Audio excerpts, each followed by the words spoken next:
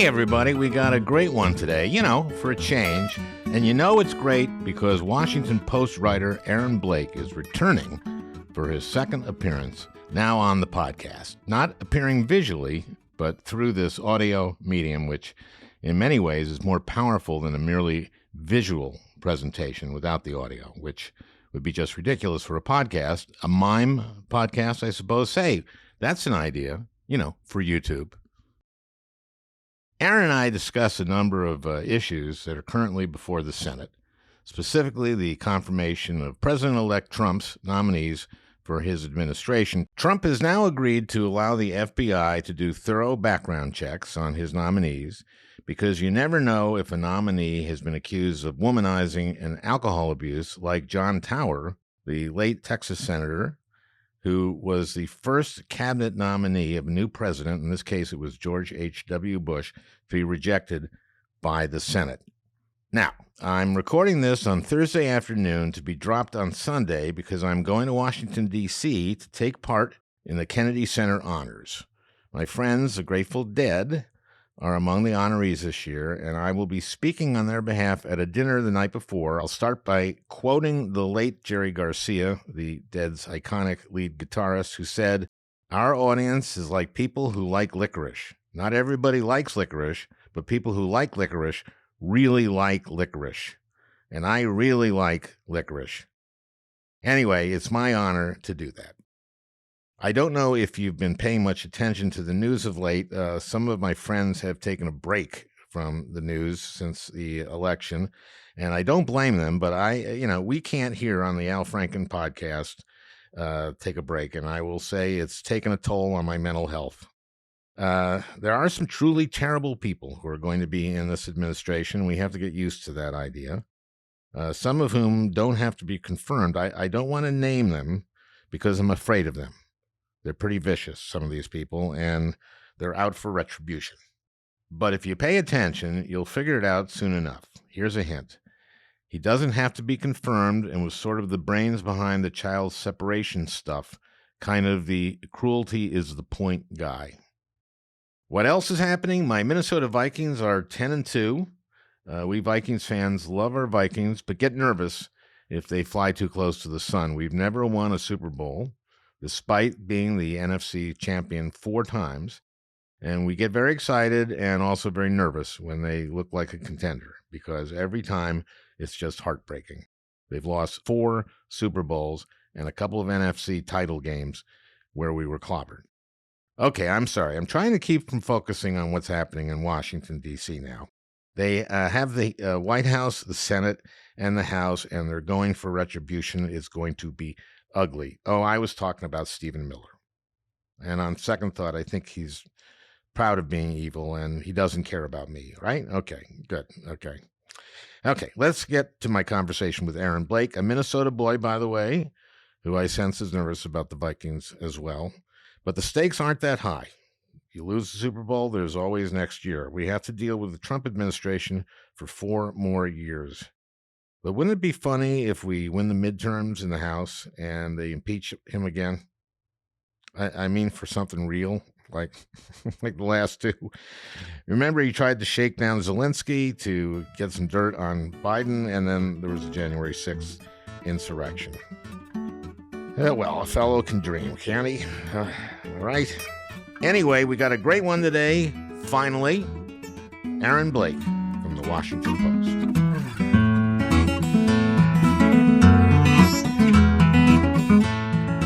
I want to start by going over this polling that you looked at. You did a column on that, on the many contradictions on Trump's agenda. Basically, you did mass deportation. And a majority of Americans, when just asked, are you for the mass deportations of undocumented immigrants? It was 53-43. Who did this poll? There's a few different polls, but the Pew Research Center and some others have done some real good detailed work kind of digging into what people actually think about this, which isn't kind of as you noted, it's not really the same as the top line numbers. Like, people like the idea of mass deportation in theory, But then when you start digging into the kinds of people who would be deported, like people really only want the criminals deported and they only want recent immigrants deported. They don't want the people that they know who've been there for 20 years, clean their house or in their neighborhood. Yeah, it's a totally different thing. And so the reason that I wrote that post is I think there's a big question on some of these big agenda items for Trump about how much, while they might have helped him in the election and people kind of notionally like these ideas, how they're ultimately going to play out if he actually does press forward with them. And I think there's a convincing case to be made that some of these things could turn out to be pretty unloved ideas for the American populace. And yet I feel like he's going to do it. When these people were asked who approved at 53-43, the same group, when they were told, what about if families are separated? Then it was 38% approved. And of course, families will be separated under this because sometimes the kids are citizens and the adults aren't. And that's also something that I don't know if that was polled. Yeah, that's a kind of a case in point here. You know, there are so many, whether they're unintended consequences or intended consequences here. Well, the cruelty is the point. That's kind of what I'm getting at. Is there are 4 million citizen children living with undocumented parents in this country, according to the Pew Research Center. Right. That accounts for a large percentage of the undocumented population in this country. And so if you are going to do any kind of mass deportation operation, the question becomes, what do you do about that? And there was a time last month, I think it was, or maybe in late October, when Trump's incoming border czar, Tom Homan, was talking about the idea of, well, we can just deport the kids too, or the kids can go with their parents. And then they kind of walked that back a little bit. The other point that I think is worth noting here is, yes, Trump probably at least intends to do some of these things, but are Republicans in Congress going to go along with it, knowing that it could lead to these very ugly situations that the American people don't want? You know, Trump doesn't have to he can't seek re-election, but a lot of these Republicans have their own careers to watch out for. And Republicans have very narrow majorities in Congress, including in the House, where it's only 5 seats now, we just learned. So these are all really big questions when it comes to what actually comes out of the next 4 years. So on Tuesday night, we had the last House race in the country called. It was a race in California. The Democrat won it. The Republicans then won 220 seats. Democrats won 215, so a majority of 5 seats. What's notable about that is that majority is actually going to be down from where it was before. Republicans actually lost a seat in the House, which I think runs counter to this idea that Trump was just given this huge mandate and the American people wanted him to do whatever he wanted to do, which has been the line of argument from MAGA. And then, you know, you start with that 220 to 215 majority. It's actually going to be quite a bit smaller for the first several months of the next Congress because we have these 3 members of the House, which were chosen for Trump cabinet picks. Matt Gaetz did not work out, but he resigned, so he won't be back. It's going to be basically a 2-seat majority for the first few months, and that creates big problems when it comes to Trump's agenda. Right. So it's 2. It's actually 2. Yeah. Practically speaking, it's a 2. It'll start out as a 217 to 215 majority as long as these cabinet picks are confirmed. And how quickly are those House seats filled? Do they have special elections to do that? Yeah, so the Gaetz and Michael Waltz seats, Michael Waltz is the Big Four National Security Advisor, those aren't until April 1st. Elise Stefanik's seat in New York won't be until, I think, 2.5 months after she resigns, whenever that takes place. So Americans want a check on Trump, you wrote. Even Republicans want a check on him. Now, that means that they want their senators to vote on whether to confirm these people, right? Yeah, I was really struck by this. And this goes back to our conversation about, how much of a mandate Trump has. You know, some of these Republicans, like Troy Neal's a congressman from Texas, have been coming out and basically saying, because of the election results, we need to do basically what Trump wants. We need to confirm all these cabinet nominees, regardless of our reservations about them. And there was actually a poll, it was from CBS News and YouGov, which asked Republicans straight up, do you want your member of Congress to do what Trump says, or do you want them to stand up to him when they disagree? And Republicans said 56 to 44 that they preferred that congressional Republicans stand up to Trump when they disagree with his policies. And so I think this goes back to the idea that, like, there is not this huge mandate that the American people were preemptively signing off on whatever Donald Trump wants. They gave Republicans majorities. They gave Republicans the presidency.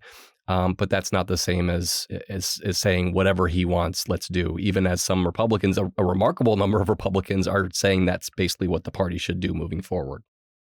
This is, I think the conclusion I came from all this is that this was really a pocketbook election. This was Americans saying either I don't make enough or I pay too much, and probably the latter one first. Yeah, I think this was very much an environmental election, not environment like, the air we breathe and the water, but, the national environment that exists. The thing that I think is most compelling that demonstrates that is if you look, and the Financial Times did a really good piece on this, if you look at how the governing party has performed in elections worldwide this year, they have lost, in the developed world, they've lost pretty much every election that they've run in. And so that to me suggests there is still lingering concern about inflation, and the post-COVID period has led to, people being disconcerted about the state of affairs. And in that context, I think the election here looks a lot like, something that was about voters deciding that they just didn't like what had happened over the last 4 years, right? And the circumstances that they find themselves in, rather than a review of specific policies that were being put forward by either candidate. And mainly economic, I think, is what you're saying. Yeah, because I think immigration has faded a little bit as an issue. When you talk to all the other developed countries, their inflation was worse. It didn't help to point that out to people. Well, the inflation is greater, and look at the inflation in Hungary. That's 11%, Ours is only 9.1. I always wondered if that could actually be a campaign ad, yeah, you think inflation is terrible, but look at where it is everywhere else in the world. Is that an argument you could actually make to people? I think it's probably a pretty difficult one to make. Well, good you're not a campaign advisor and just analyze these things. Yes. Speaking of which, nominees for this thing, and I'm worrying about Hegseth right now. I'm not worried about him, but I'm thinking as a fellow Minnesotan, you're worried. As a fellow Minnesotan, and speaking of which, you went to the university. Yeah, exactly. Did you grow up in Minnesota? I did. I grew up in the Minneapolis suburbs. Where? Eden Prairie. Okay, I know Eden Prairie very well. So not too far away from St. Louis Park. Yes, so not very far away at all. Well, have you been following the Viking season? Of course. Okay, 10-2. Yeah. Doesn't this hark back 2 years ago? Doesn't it feel, especially this last game? Yeah, where they just won every game by 4 points. Yes. And then but when they lost, they got destroyed. And my favorite stat about that year is, and this is totally far afield of our conversation, is they were 13-4, but over the course of the season, they had more points scored against them than they actually scored because they got blown out so badly in the games that they lost. Yeah, they'd play Philadelphia and lose by 34 nothing, 40 points or something like that. Yeah, something like that. And this year is different. It's a different thing. They've beaten some good teams, and I have a little bit more confidence this year. A little bit more. Okay, good. Well, this is, we should do maybe a Vikings podcast. Yeah, I'd be up for it. I'm a former sports journalist as well. That's what I trained to be. Oh, really? Yeah. Now you have a Sunday ticket, I imagine. No, but I do have a workaround where you can get the local market games. So I'm able to watch most Vikings games from Washington, D.C. You have a workaround. Yeah. It's a legal one, too. Not illegal, but a legal one. I'm giving away too much here, but... No. If it's legal, it's legal. You get Sling TV and you get the local market feeds. And so a lot of times the Vikings games will be on there. Okay, this week we're playing, the Falcons, right? So, that's going to be a homecoming for Kirk Cousins. Yeah. Yeah. All right, enough of that stuff. There are a lot of podcasts for that, right? I think so. Yeah. A fair number. Yeah. So 3/4 of Americans and a majority of Republicans in Congress want the Congress to push back on Trump when they disagree. Right. And the reason that I think this matters is, we're not going to see the vast majority of Republican lawmakers in Congress resist Trump and vote against his cabinet picks and his, tariffs or anything like that. This would be certainly on the confirmation. It's all the Senate, right? Yeah, the Senate. Yeah, but I'm just talking more broadly. Tax cuts if he pushes forward with something like that. Right. The vast majority of Republicans are going to vote with him on pretty much everything. But the majorities that we're talking about are small enough that they cannot afford many defections.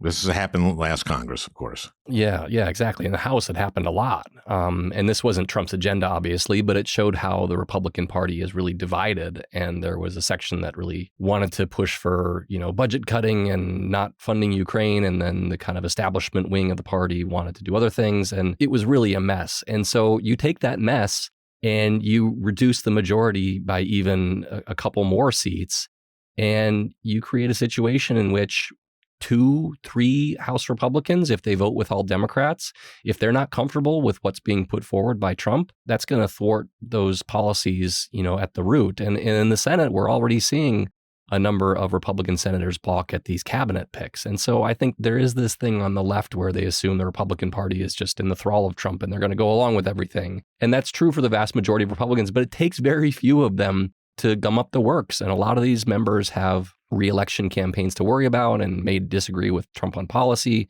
So it's going to be a very interesting 2 years because of these tiny majorities. Speaking of, I've been kind of fascinated with now the non-reaction from the Senate on Hegseth. I mean, this feels to me like disqualifying in spades. Of course, what he's saying, none of it's true, and I guess they got to check that. Are they going to have background checks on him, or how does this distinction work about an FBI background check and what Trump was doing? Yeah, so Trump and his campaign, his transition team had floated not doing FBI background checks. They actually yesterday announced some kind of an arrangement with the Justice Department where there is at least a process by which that can be handled. But to my knowledge, they haven't committed to actually doing the background checks on all of these picks. And so that's a really big question. So they were surprised by all of this. And that's one of the reasons you have the FBI background checks, because this stuff will come out. Yeah. And to your point about, being surprised that Republican senators maybe haven't come out against this more, I think they're all playing a pretty delicate game. Obviously, you're familiar with that game. They don't want to come out and say, no way. They want to kind of hint in that direction, which is, I think, what we're seeing with a lot of these comments. Kevin Cramer, the senator from North Dakota, talking about how some of these issues are very, very serious. Lindsey Graham even making some comments suggesting that he's skeptical right now. Right. It seems like some of them want him to pull this pick without them having to go to the place of actually saying that they don't want to vote for this man. And I wouldn't be surprised if he joins Matt Gaetz on the sidelines eventually. I think Trump floated DeSantis as a substitute. There's lots of names floating around. DeSantis, Joni Ernst, the senator from Iowa, would be the first female defense secretary. The thing I keep coming back to is I don't know if Trump really cares if these picks get rejected. Like, he's going to try it, and if it doesn't work out, he's going to go with somebody else. He doesn't like to be labeled a loser, but like he kind of has a thing where he believes that things will just move on really quickly and people won't dwell on this too much. So he'll go with these picks like Gaetz and Hegseth right away, and if it doesn't work out, he goes with more traditional quote unquote picks. Well, how quickly he put Bondi in. Yeah. What was that, the same day, right? I think it was Gaetz very went shortly out after and Gaetz pulled out. Yeah. I mean, and that's the other thing is I don't think there's a whole lot. I don't know if they vetted Pam Bondi before that, but there doesn't seem to be a whole lot of vetting going on with these picks. We here at the Washington Post reported that the sexual assault allegations against Hegseth and the details were pretty much a surprise to the Trump team. And that's like, this is something that exists in police reports and seemed to be kind of the bare minimum to be aware of those kinds of things going into this process. But, he does things a different way for sure. He sure does. And we'll see how that works out. But it worked out for him getting elected, that's for sure. And this has been a very hard time for a lot of people who listen to my podcast. So let's talk about some of the other nominees. Kash Patel is maybe one of the most controversial. This is the head FBI. Yeah, that's right. And what's the objection to him, other than everything? Yeah, I mean, if you're looking for a pick who is kind of the most similar to Matt Gaetz in certain ways, I think it's Kash Patel. He's talked pretty openly in the past about the idea of wanting to target retribution. Yeah, retribution for the deep state. He even had a list of, I think, 60 names of people who he regarded as being in the deep state. He talked in his book last year about how they need to clean house at the FBI and go after people. Like, this is something that even some Republicans in the Senate and in Congress are not comfortable with. The idea that the Justice Department would be turned against political enemies. And I think there is also a concern that Kash Patel just doesn't have the right kind of experience, which is also a thread that I think runs through a lot of these picks. He's not a prosecutor, just like Matt Gaetz wasn't a prosecutor, just like Pete Hegseth has never, overseen something besides a veterans advocacy organization. In which he did badly, evidently. Yeah. I mean, that's the stuff that's coming out now is not just the, alleged drinking from the New Yorker story, but also financial mismanagement. Like the Defense Department has millions of people that would be overseen. It is responsible for protecting this country. How many troops do we have? Like 500,000 troops? And how many are in the Defense Department? These are jobs that Republican senators, for whatever you think of them, probably take seriously and don't want to have somebody who's going to come into them and be a mess. Does Lindsey Graham want the defense secretary to be a mess and to not be able to manage people? I think that's probably a concern even for Lindsey Graham, whatever you think of him. No, I think he's serious about this. Yeah, that's the one thing where he's actually stood up to Trump in certain ways over the years. But there's a number of these nominees for different posts that have said that they would like retribution. Stephen Miller, of course, that's not surprising. Yeah, I wrote about this yesterday. There's a lot of talk about Kash Patel because of what he said, but he's not the only one. I think I counted 8 Trump picks who have talked about this in some form or another. So you had Pam Bondi, the new Attorney General pick, was on Fox Business last year talking about the idea that they would go after prosecutors in the Justice Department who did certain things. Stephen Miller talking about prosecuting. And that's what she's in charge of.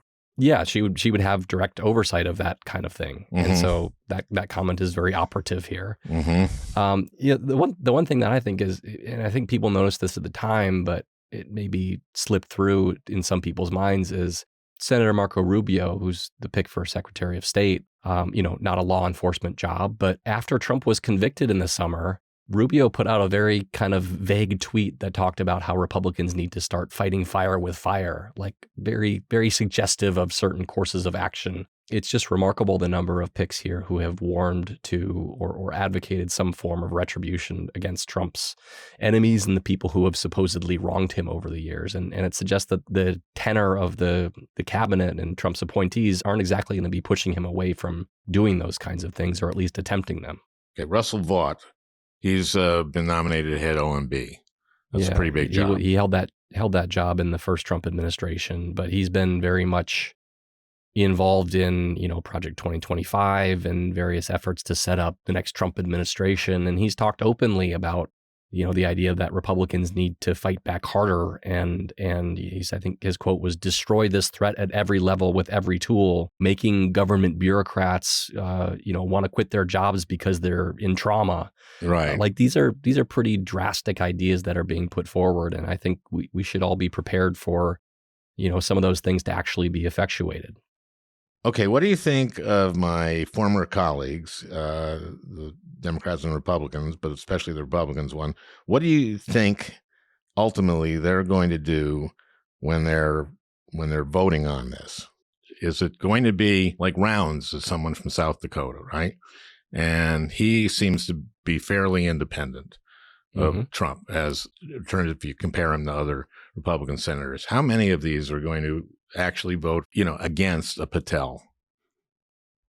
It's hard to answer that question, isn't it? It is hard to say, but I think the universe of Republican senators who could possibly vote against some of these picks, whether it's Kash Patel or somebody else, is probably larger than some people might recognize. We think of the Susan Collinses and the Lisa Murkowskis as being the moderates in the Senate, and those are the Republican moderates in the Senate. But there are a number of ones who have criticized Trump over the years and, expressed some interest in making sure the Senate is, has its own prerogatives and isn't bulldozed by the executive branch. A few that I think are worth watching are Todd Young from Indiana, who I don't think even endorsed Trump in this election. Tom Tillis from North Carolina, He's got a reelection campaign, but he's proven can stand up to Trump in certain ways. Mike Rounds, as you mentioned, is another big one. Mm-hmm. John Curtis, the new senator-elect from Utah, who's taking Romney's seat, was seen as the more moderate pick in that primary. So there are a number of candidates for standing up to these, depending on what their priorities are. Let's talk about the pardon. It seems like people are reversing themselves on the pardon, including the president. I'm curious to get your take on this. Well, it's unfortunate that he made sort of a statement that you can't take back, which is, I will not pardon my son before the election. And then after the election, now he will. And when he talked about it, he just really talked about how unfair it all was and how that no one usually gets tried for these things. And he was, selected because he was his son. But a lot of that we knew before, like, right. I'm not sure what happened over the intervening months. He felt that it was politically expedient to say, I'm not going to pardon him, I guess. Yeah. Yeah. And for what it was worth, I don't know if that was worth anything, but is it worth something to say, I will not pardon him and then reverse yourself? Yeah. The first time I met him was at the White House when I was about 3 or 4 weeks away from being seated. Well, the first thing he said to me is, never make a promise on something you can't keep. My word is a Biden is one of his favorite. He didn't use that on me. Expressions. Yeah. But he's just said that people ask how I'm here for 40 years in this town. And it's never make a promise that you can't keep. And he repeated it. And then he asked me, well, when you're seated, we're going to have to deliver something for you. And I said, well, yeah, there's this rail line that hasn't been completed going from Minneapolis it's supposed to go to St. Cloud, but it's only halfway there, the North Star line. And we need to complete that. And you pledged that you would do that in St. Cloud, right? Uh-huh. And he went, well, then we'll do it. And then I was walking out, and chief of staff at the time. Yeah, Ron Klain. It was Klain, yeah. So I walked by Klain's door, and he said, how did it go? And I went, great, we're going to get the extension of the North Star line. And he said, how much does that cost? And I said, $130 million or whatever it was. And he went, no. I love that story. Welcome to Washington, But I mean, I don't know if he's ever had something like that so public that he's reversed himself on in that way. But yeah, he does say, I give my word as a Biden. Or did he do it on this? Did he actually say that on this, though? I don't know if he said it on this, but he in the White House said over and over again that they weren't going to do this. I mean, it wasn't even like, we're not planning to, or, not at this time. It was like, no, we're not doing that. Yeah, I mean, he could be sentenced, what I think in your article was 17 years for the not paying your taxes thing. Yeah, he wouldn't have gotten anywhere near that. I mean, I don't even know if he was going to be going to jail. I think this is, I think the way that the pardon is written, it is much broader than the crimes for which he was convicted. It's from the point where he was hired by Burisma. Yeah, exactly. 11 years. Actually, one of the broadest pardons that we have ever seen. It's reminiscent of Nixon's pardon in its language, but it's for a longer period of time. The language on Nixon was that anything while he was president, right? Yeah, anything that he might have done as president. It wasn't just Watergate. So that's not normal for a pardon. Usually, it's for a specific offense, and sometimes we have like large-scale amnesties for the Whiskey Rebellion or for Confederate soldiers that kind of absolve them of that. But this is for like literally anything. Carter did the best one. Yeah, that's a federal crime at least. And so I think there is a potential thought that Republicans would maybe go after him in some way, or the Trump Justice Department would go after him in some way. And I see. This was just the way to insulate him from a blanket moving forward. Yeah. No, what Carter did was he pardoned the draft dodgers, right? Exactly. Who went to Canada. That's the other example that I cited in my piece. Yeah. So finding an example like this that's not specific to a crime or at least a circumstance like the Whiskey Rebellion or the Civil War is very difficult. And so it's just kind of interesting from a precedent standpoint as well. Yeah, a lot of presidents, it's interesting what their pardons are. I mean, who did Trump pardon a lot of criminals, right? I mean, Flynn and other members of, Manafort Paul was Manafort, pardoned. Yeah. Yeah. Paul Manafort, Roger Stone. Mm-hmm. He hadn't been convicted yet. Republican Congress people, Rod Blagojevich, which is I'll never get over. This is a controversial pardon from Biden. There's no getting around that, and it went against his word. Donald Trump's use of the pardon power was extraordinarily political, especially at the end of his tenure. I don't think that should get lost in all of this. Like, if you look at the people that he pardoned, he just nominated a man he pardoned who's his son-in-law's father, he pardoned him, and now he's going to be ambassador to France, Charles Kushner. Like, you think that he's going to be approved? Probably. Yeah, I think you're probably right. I mean, yeah, I feel like the sweet spot of getting rejected by the Senate is probably people are concerned about your personal behavior, but they're also concerned about your ability to do the job. Right. And being an ambassador is... Yeah, being an ambassador. I mean, it's not one of these... What's the name for the ambassadors who are just like big donors and go to the Bahamas or something like that? Patronage or whatever. You have to have something. Who did George H.W. Bush? He pardoned guys who were actually kind of like Casper Weinberger and those guys, right? Yeah, he pardoned six figures in the Iran-Contra affair. But that was for things that were basically related to the special counsel, or I guess it was independent counsel back then. It was basically things that were related to the independent counsel's investigation, which is similar to the Michael Flynn pardon. It's like things related to the Mueller investigation, but it wasn't for everything they had done for a period of time. So that's why the Hunter Biden pardon is a little bit different. So let's go back to just why the margin in the election, which he won by about 1.5%. Is that right? Or yeah, I think it's trending towards 1.4 right now. Yeah. Okay. Had some votes in New York City come in, which is less than he lost the popular vote by in both elections. Right. He lost it in 2016. He lost it by more than 2 points. And more than 4 points in 2020. Yeah. Right. I'm talking about losing the popular vote. Right. But why do you believe that she lost? That Kamala Harris, sorry, I was thinking about 2016, that Kamala Harris lost. Oh, yes, I'm sorry. He's only defeated the women who run. Which, do you think the Democrats will nominate a woman next time?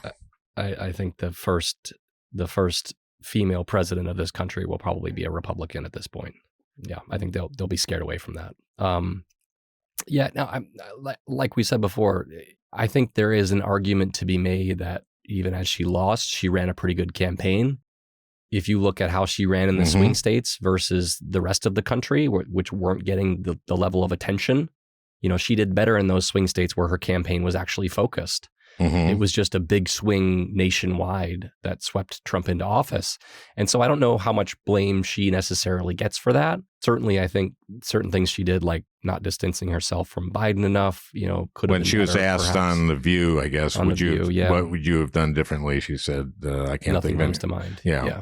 That was used in ads over and over again.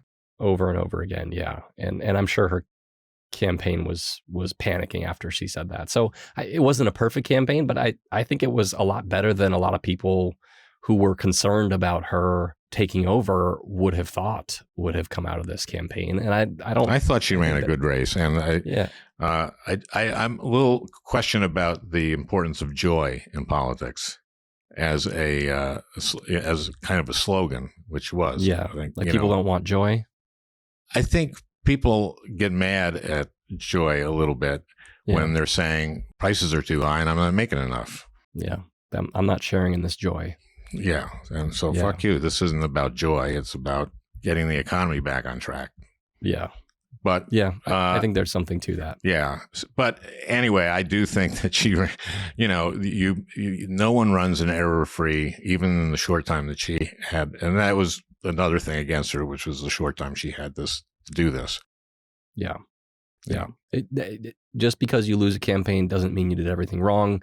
Just because you won a campaign doesn't mean everybody loved every policy that you put forward and that you did everything right. And that the Madison Square Garden rally that Trump did wasn't a bad thing necessarily for him. Like these things still matter on the margins, and it's not a full scale repudiation of Kamala Harris's campaign. Well, Aaron, thank you so much. I agree with you on almost everything. Well, I appreciate that, Alan. Thanks for having me, and I'm always happy to come back.